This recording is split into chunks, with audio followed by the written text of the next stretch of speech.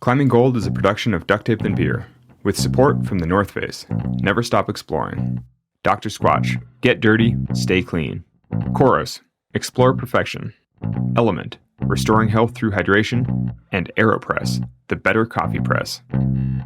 Alex, question. Can you think of a single professional climber, or even like a professional outdoor athlete, that doesn't use social media? I think I can think of one professional climber that doesn't use social, but he's a bit of a curmudgeon. And otherwise, I think it's safe to say that virtually every athlete, almost every mainstream athlete has social media. It's just part of your obligation to sponsors at this point. I think especially in the outdoor space where, you're not selling tickets to a game played at an arena, or there's no crazy TV deals right now for the actual competitions. It's just part of life. Like maybe if you're an NBA player, you could be like, well, I have my contract that my team pays me. They don't actually pay me to post on social media about it.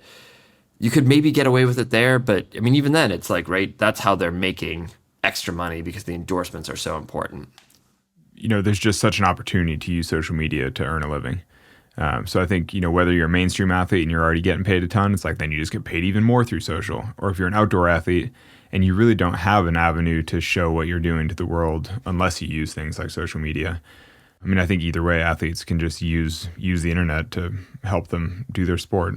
You and I, in our given professions, came of age at a time where we were like the first people to actually use the internet to kind of make a living or to like be seen, right? And I think that there was a stage not too long ago, even 6 years ago, there's like a lot of hand wringing about how social media fit into this, like what an influencer was, like how does this work? And is there a difference between an athlete and an influencer?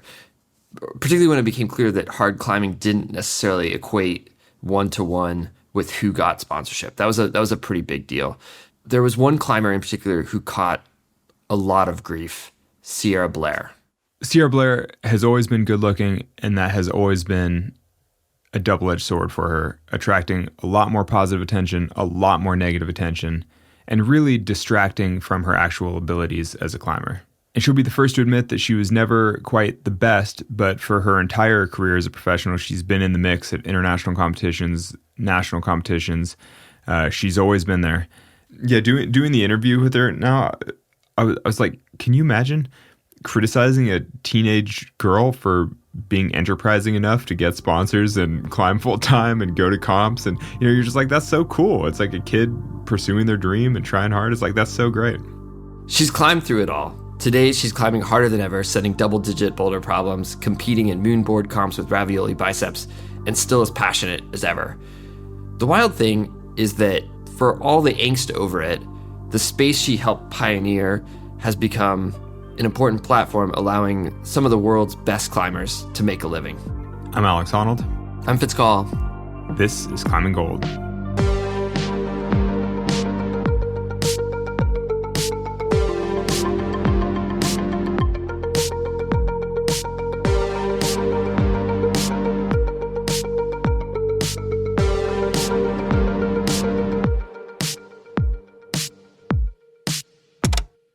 Yeah, so how did you get into climbing originally? There used to be just a portable climbing wall at one of our outdoor malls in Arizona. So in summer, one time I saw it when I was 8 and I asked my mom if I could try it. She said, sure. And I loved it so much. I would ask her to take me back every single day, which she did. It's like 120 degrees some of these days, like just misery. And I told her I wanted to become a professional climber. And she was like, that's so awesome, but I don't know if that's a thing.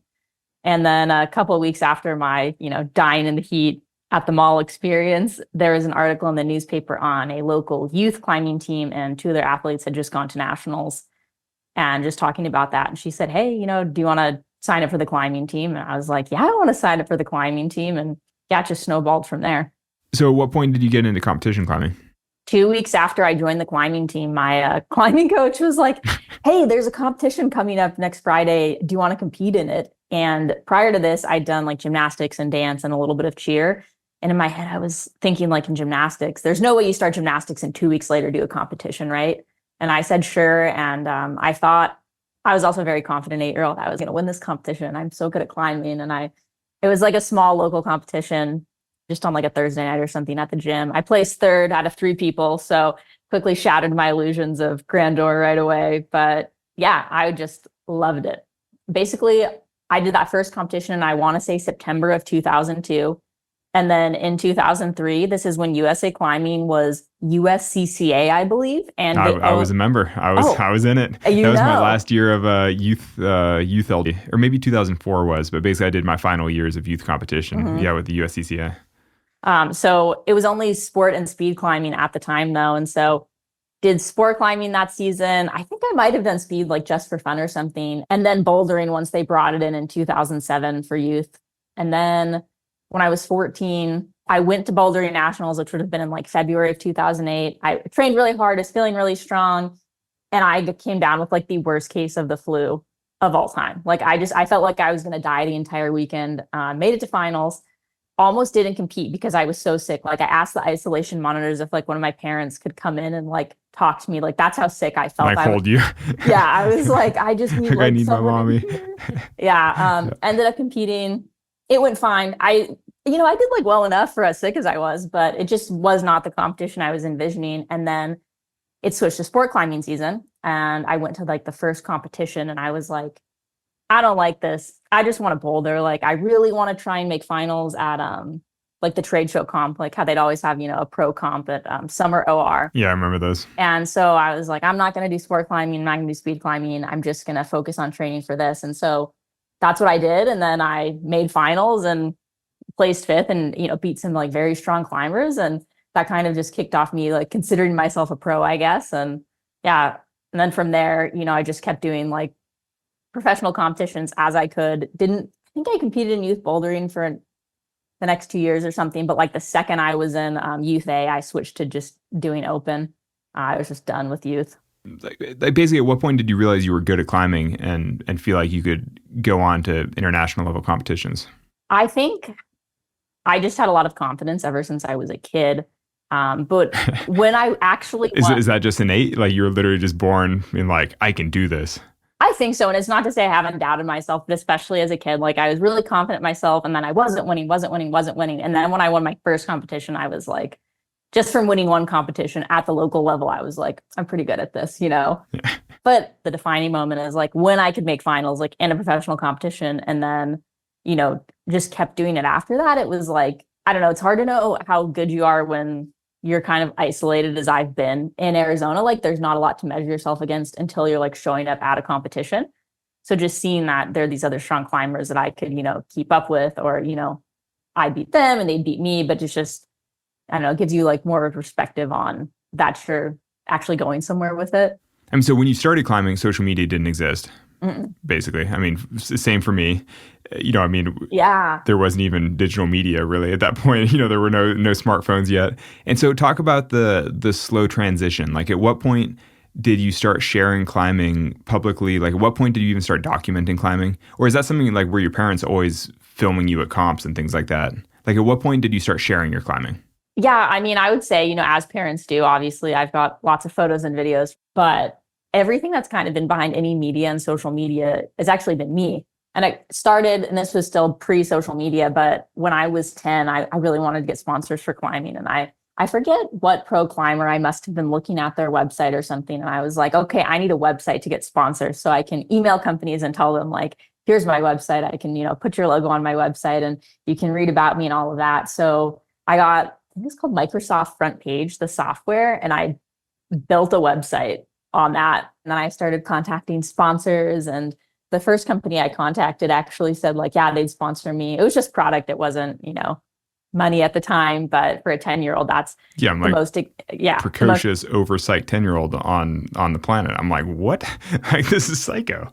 I also remember when I would email companies, I would send them like my resume and I don't even think I sent a cover letter. Probably just in the email, I like told them a little bit about me, but I would also send like a picture of me climbing and then like a picture of my face too. But I think I scanned in my like fifth grade school picture or something, which is just hilarious now that I think about it. But yeah, so that it just basically kind of started when I was like really young, that I thought it was like very important to like be out there and have a website, and I'd post pictures from competitions and climbing outside and like different galleries and stuff. And then obviously I got like Facebook and MySpace and all of that when it first came out, but that was like on the private side, you know? Yeah, basically, how old were you when you started the different levels of social media?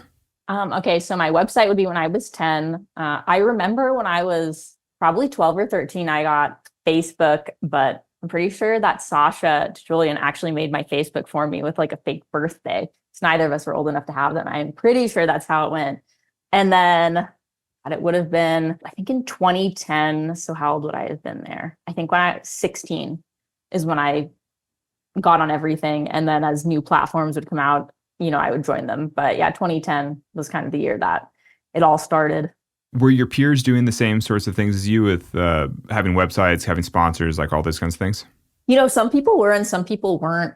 I think it's much more prevalent now. But yeah, I would say in 2015, maybe 25% of people were like, doing websites, trying to get sponsors and things like that. And other people were just kind of being approached or having things worked out that way.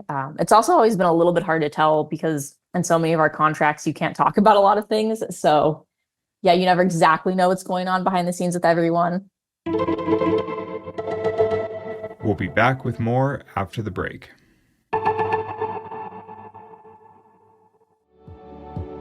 I've been a North Face athlete for almost 18 years, which has been incredible, and I've always appreciated their commitment to exploration.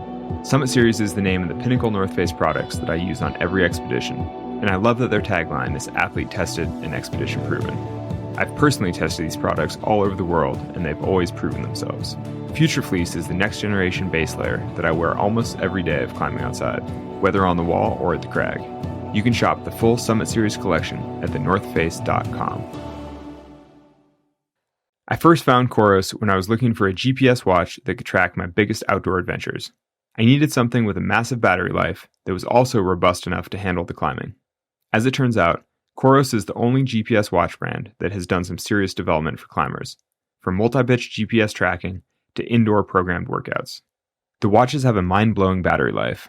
The Vertex watch series lasts for more than 100 hours in GPS activities, so I only need to charge it once every several weeks. I only need to charge my watch so sporadically that I can never find the charger because I haven't used it in 6 weeks. If you're interested in bringing new technology into your climbing training and tracking, you should consider their new Vertex 2S. Go to Coros.com and use the code ClimbingGold to secure a free watch carabiner with the purchase of your new Vertex 2S. The link's in the show notes. The team here at Climbing Gold uses AeroPress to make our coffee because AeroPress combines the best qualities of a few brewing methods into one cup, and it was designed for travel. You can take it anywhere you go. Compact, durable, and reliably delicious, it's perfect for van lifing, climbing adventures, or air travel. AeroPress just released a new set of clear colors, blue, green, purple, red, and more, so you can add a touch of color and personality to your brew wherever you are. AeroPress is also shockingly affordable, less than $50, and we've got an incredible offer for our audience. Visit aeropress.com/climbinggold. That's AEROPRESS.com/climbinggold and use the promo code ClimbingGold to save 20% off your order. The link's in the show notes. That's aeropress.com/climbinggold, and be sure to use Climbing Gold at checkout to save 20%. AeroPress ships to the USA and over 60 countries around the world. It's time to ditch the drive-thru, toss the French press, and say yes to better mornings fueled by better coffee. And we thank AeroPress for sponsoring the show. So in 2015, Andrew Bishrat, the climbing writer, worked at Rocked on Ice, had the blog Evening Sense. He published a piece that directly sort of called you out.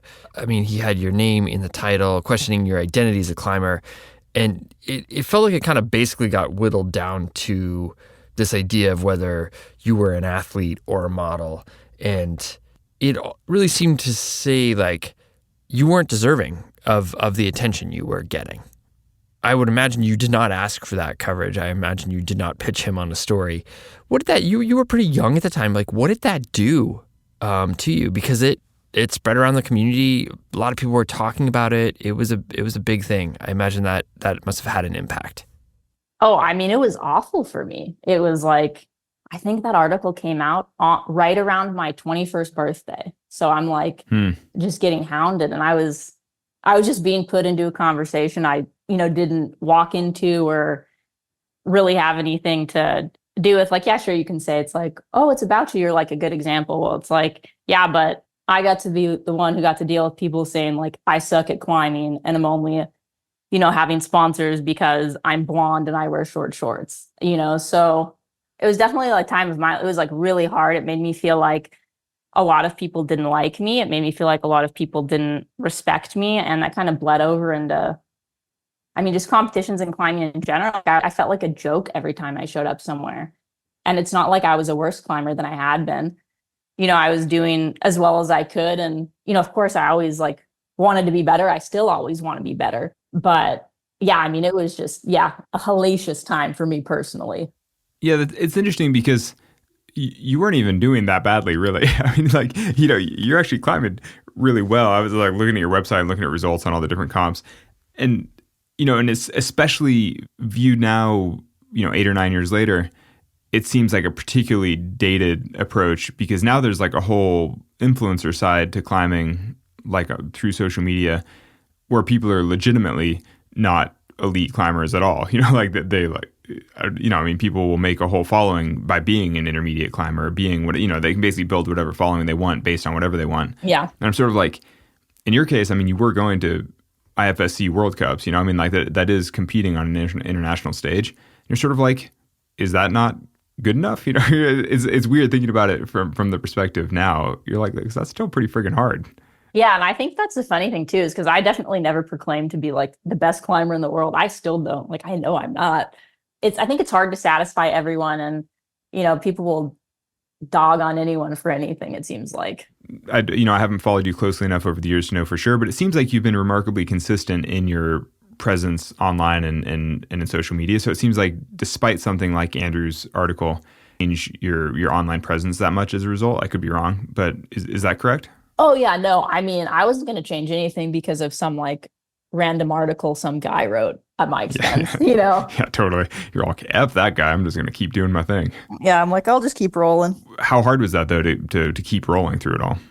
Oh, it was really, really hard. And I think that's something that, I mean, a lot of this negativity did happen when I was a lot younger. And now like that I'm 30, I just look back at it and I'm like, you're young when you're 20, when you're 21, like that's a lot to deal with. And it makes me like so sad for past me that happened because I'm like, that was a lot and it wasn't, helpful or kind. Yeah, that is crazy. I mean, I don't think I had any emotional intelligence until early 30s for sure. And even that is a work in progress. So I'm sort of like, man, if that kind of stuff happened when I was in my 20s, I would just crumble. I think it's like, oh, that's too much. Yeah. Because that's hard. But so how did you overcome that? I really think I just kept moving forward. The one thing I always say with my climbing, because, people like well-intentioned people would be like, we'll just prove everyone wrong. And I'm like, okay, I'm not here to like do anything because of any naysayer though. So I always say, instead of proving someone wrong, I'm going to prove myself right. Like I always thought I was, a good climber pursuing my dreams. And that's what I've just aimed to do kind of my entire career is like anything I do, I want to do it because I'm motivated to do it. It's never going to be to, I don't want to say like get back at someone else, but it's just never going to be in retaliation to them. It's just always going to be because it's something I want to do. Yeah, I totally hear that with intrinsic motivation for climbing and trying to climb your hardest and to be as strong as you can possibly be.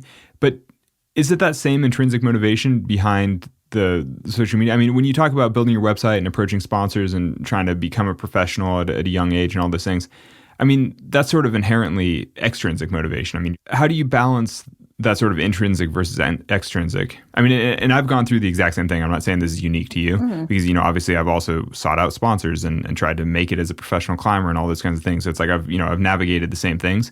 But how do you balance your intrinsic and extrinsic side, like and just the public facing side? Yeah, I would say ultimately everything I do is going to have the root that it's something that I want to do, that it's something, I'm comfortable with, or I think is going to help my climbing.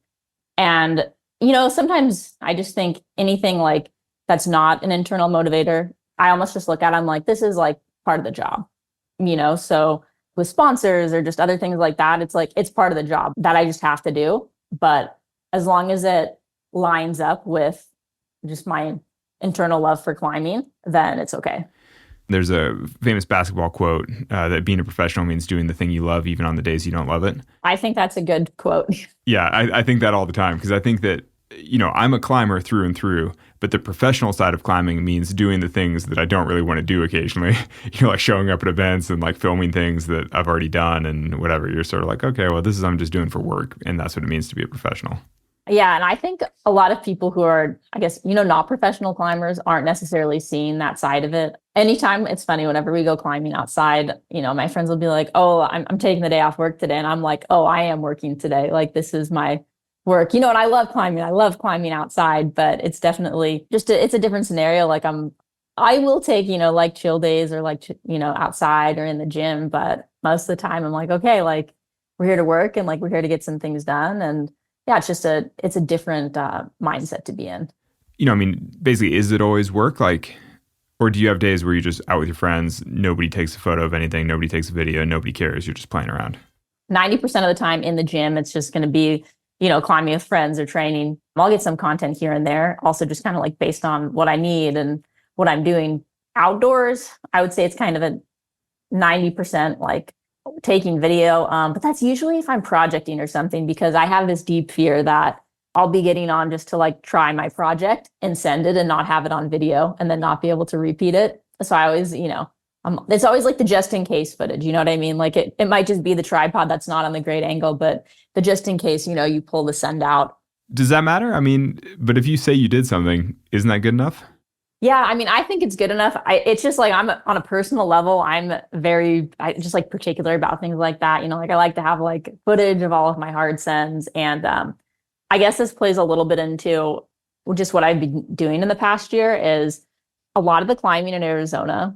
There's just not a lot of information about it. And sometimes it's even hard. Like you'll read a guide and you'll be like, where does this boulder start? So I try and get beta videos for a lot of things too, which that extends like outside of like the hard projects, right? So I just want to make a lot of climbing in Arizona more accessible to people. So that's kind of why I'm always like on the video game.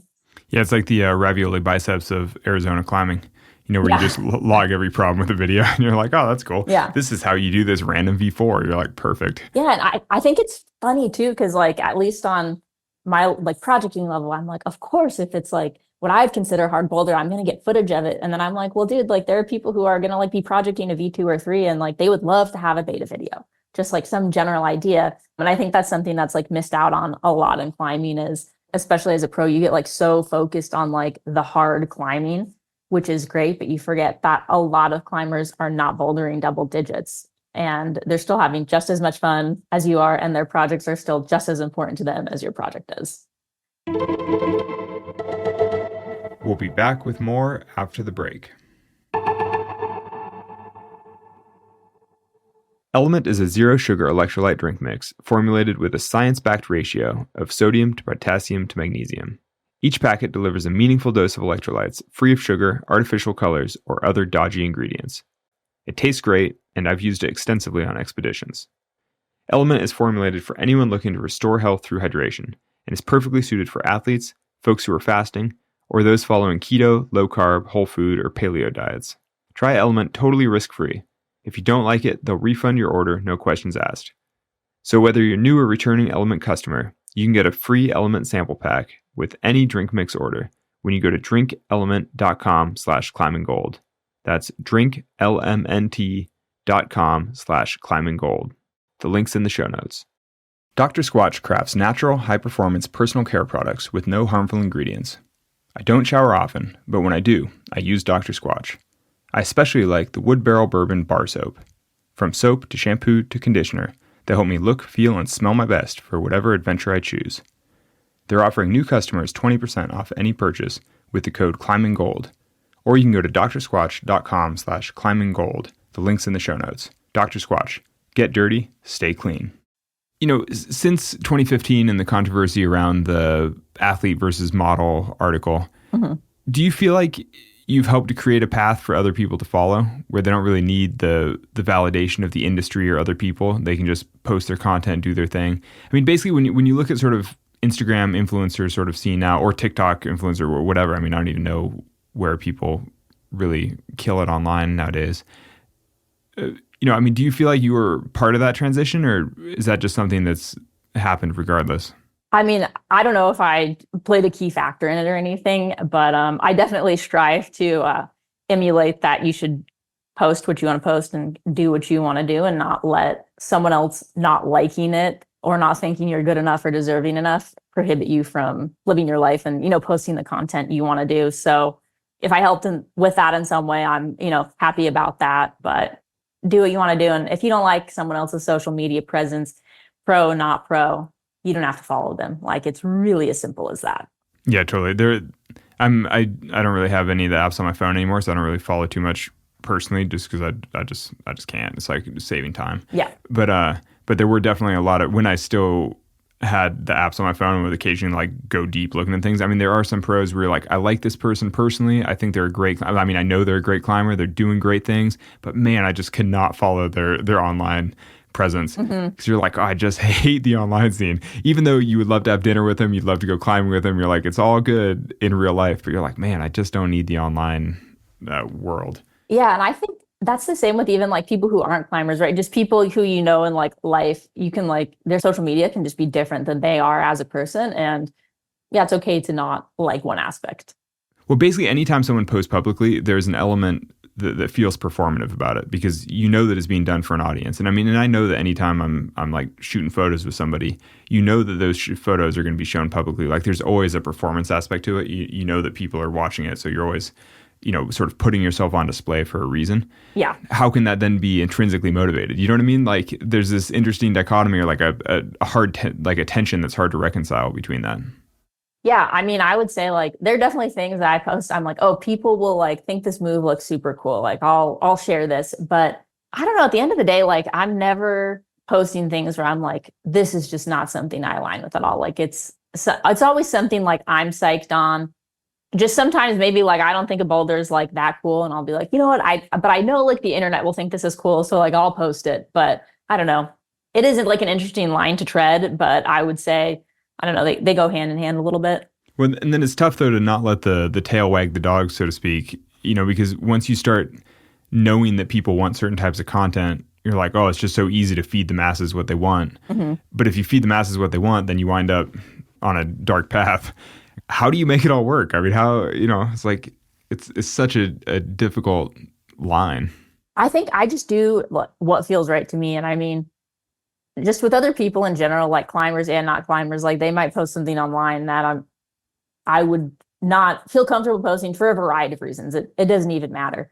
The same could be said about me. Like I might share something someone's wouldn't share if they were in my shoes, right? So I really just think like, I'm comfortable with what I'm doing is what it boils down to. Going back to the athlete versus model thing, there was a time where I think you listed in some of your sort of public profiles as being both a model and a professional climber. Yeah. But now you're just professional climber. Yeah. And everything. Was there an intentional decision behind that change? I mean, I've always been a pro climber first, is what I would say. So I don't know, it just kind of like seemed right to do. But at the time, were you actually trying to do more work in modeling or making that a thing, or? Not really. Like I never really did that much modeling is the thing. It was mainly for like brands I was working with, and I was kind of like, oh yeah, I'm doing modeling too, but it was definitely not a gigantic part of what I was doing at all. Yeah, it's funny actually. I often joke that I'm a high performance clothing model. Yeah. Because I mean, I basically make a living from an apparel sponsor. And, yep. But I like to think that I'm good at what I do, at least a little bit. So I'm sort of like, oh, I'm a high performance clothing model. That's awesome. I put on, the spring 25 line of garments, and then I do hard things in them. And I'm sort of like, all right, Yep. And yeah, I mean, I suppose that's basically what you're getting at. You're like, oh, I'm a high performance model. Yeah. It's like I wear the things that people pay me to wear, and then I try to do things that are as hard as I can possibly do while wearing those clothes. Exactly. Yeah. What are some standout moments in your professional climbing career? Like, what are a few things that you're most proud of in climbing? Ooh, I would say my proudest moment as a competition climber was when I won not my first professional competition I was ever in, but I guess my first professional win. And that didn't happen until October of 2018. So I waited a long time for that win. And which comp? It was at the Mesa Rim Pro-Am. So it would have been one of the USA Climbing National Cups. That was always one of my goals since I was little, is to win a professional competition. And I was like, okay, it might not happen, but that's okay, because my career has been so good. I'm so proud of it. And, I'll keep aiming for it. But honestly, if it doesn't happen, like, whatever, I'm still very proud of everything. And then I won and I was like, okay, this is pretty cool. So that was kind of my competition highlight. And then I would say for climbing outdoors last year, it was almost a year to date, actually. It would have been April 14th of 2023. I sent my first V12 outside, which took me like 8 sessions and like over 200 attempts, just something I'd basically never done before. Wow. So that's kind of been I guess my outdoor highlight so far. I've done a bunch of other cool boulders outdoors since then, but yeah, that one was just crazy. I was just grinding it out and letting it take over my life.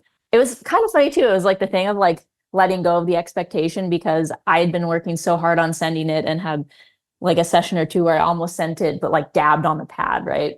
So I'm like, I can't take that, That's so lame. That's what I hate yeah, about I was bouldering. like, You're like, oh, I sent my project, but I touched the ground once. You're like, who freaking cares? But yeah. obviously, if you're playing by the rules of bouldering, you have to care. But you're like, God, that's frustrating. Yeah, but before I went into that final session, because I kind of knew it was going to be the last day of the season for this area, I was like, okay, whether or not I send the boulder, I'm going to celebrate like I sent it. I was, whatever that means, like, go out to a fun dinner or something. I was going to reward myself.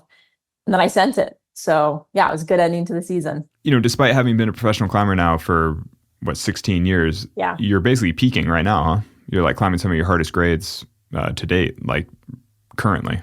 Yeah, I would say so. I mean, it's just because I actually started spending time outside, but yeah, it's been really fun the past, year or so. I've been sending a lot of boulders I wanted to do since I was a kid. So it's cool to go to something when you're a kid and be like, wow, this looks impossible. And then to come back to it as an adult and do it. So I've done a couple of those boulders and then just other ones. I just feel like there's so much to do in a really good way. Just so many boulders I'm excited to climb and hopefully send. Yeah, I suppose really what you're describing is that sensation of improvement, having come to something as a child and then seeing how far you've come as a climber. Because I've experienced that with a few things around my home, like routes that I maybe climbed back in the day where you're like, this is so crazy, this is so extreme. And then you come back to it and you're like, this is so casual. And it makes you appreciate that, 15 or 20 years of full-time climbing, you do actually get a lot better. You're like, oh, it's good to see the progression. I have a good friend, Caroline Gleich, who I've worked with in the past, who is a skier, a ski mountaineer. And she had a lot of the same criticisms thrown at her. She was called a ski model. And it's hilarious because she's skied off of 8,000 meter peaks. She's done these incredibly gnarly lines, and people would there was a big online contingent that basically said she didn't belong. She wasn't worthy of being a professional athlete, all these things. And I think she took that and built off of it, and now she's actually the Democratic nominee for senator in the upcoming election in Utah to fill Mitt Romney's spot. And she certainly is the real deal, right? And I think she feels like some of that, when I've talked to her, she said that some of that criticism and sort of the negativity that she faced made her grow thicker skin and kind of be stronger. And I'm curious whether that's been the same for you, whether that adversity has helped you during this chapter in your life. Yeah, I think it did. And at the time, if someone had said like, this is going to make you stronger, I would have been like, I don't care. This stinks. But yeah, I think anytime you go through a really trying time in your life, your options are kind of I don't want to say let it weaken you, but to let it bring you down, to let it hurt you, or you can, stand. And there's a lot to be said for learning how to stand on your own and how to weather the storm. And I think anytime you can weather a storm, whether it's just anything I've gone through in my life or other people go in their lives, it's like you come out stronger, more resilient, you're more tough. Some things are just like part of your life, like to how you got there, but it doesn't mean you have to like it or be okay with it. And I just, especially as I get older, I'm like, who says things like that about a 21-year-old girl? What is wrong with you? Even I can think just to like things that happened a few years ago, and granted hindsight is 2020, but you can say like, okay, if that same thing happened to me now, like I would feel significantly less bad about it because I'm stronger and I'm tougher, and it's not going to go the way it did. Do you think there's a difference in experience for men and women in professional climbing / in the online space? It's hard to say because it's like the only thing I'm mostly paying attention to is what's going on with me. Anything else I'm going to have any insight on is going to come to me through a friend. So girls, guys, whoever, it's just, I don't know, I guess just coming after other people. I don't have a lot of respect for someone who comes after someone for no reason. Anything that's gonna like happen with me is gonna seem way bigger to me than it is to someone else because it's like my battle what's going on. I think the internet can be a harsh place. I think it has historically been a harsh place on women, but I also know it's been a harsh place on men. I think people can just be harsh.